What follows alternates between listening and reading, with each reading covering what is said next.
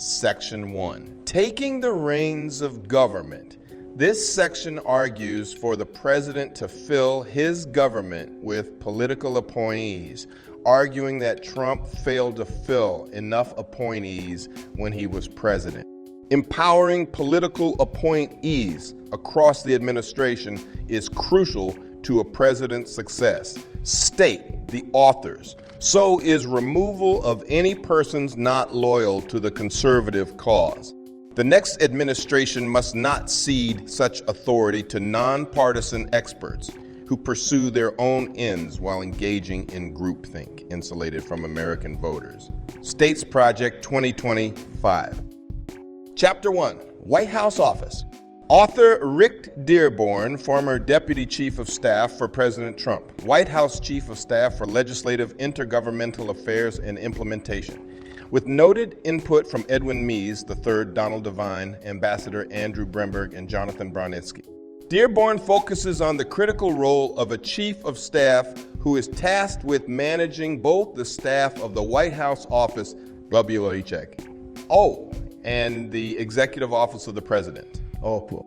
Dearborn lays out the chain of command of the White House Office and its three policy councils: the National Economic Council, NEC, Domestic Policy Council, DPT, and National Security Council, and National Security Council, NSC, as well as advisory bodies reviewing their responsibilities.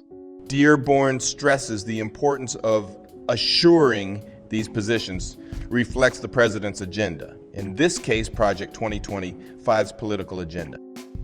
Dearborn focuses on the importance of selecting the right person for the White House counsel's office, someone who is more of an activist than white, shoe-firm lawyer, armed with legal skills and advice to guide the president and the White House in possibly uncharted legal waters, including recommendations for reconsidering or reversing position of the previous administration in any significant litigation.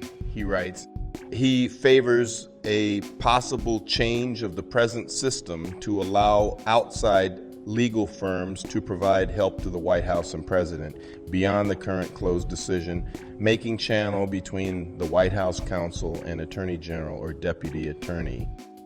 Dearborn stresses the importance of loyalists in positions of Staff Secretary and Office of Communications, and indirectly calls for changing and limiting access of the mainstream media to the White House and a new conservative administration, arguing the new administration should examine the nature of the relationship between itself and the White House Correspondents Association and consider whether an alternative coordinating body might be more suitable.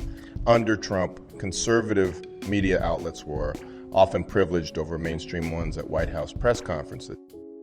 Dearborn reiterates the necessity of recruiting and vetting dedicated conservatives to staff offices that are responsible for filling approximate 1,000 appointments that require Senate confirmation and 3,000 other political jobs. He notes that the PPO staffs over 100 positions during a presidential transition and thousands of non-career positions during the president's first term. The same focus on ideologically trained staffers applies to the White House policy councils that coordinate the development of administration policy. Commentary.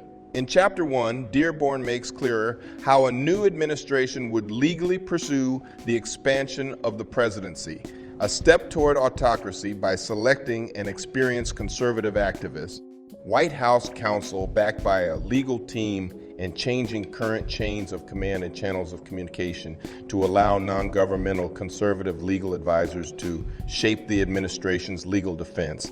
Dearborn's implicit call to revamp White House press access reveals a future strategy of favoring partisan conservative media and sidelining mainstream media to shape public information in favor of conservative views and policies.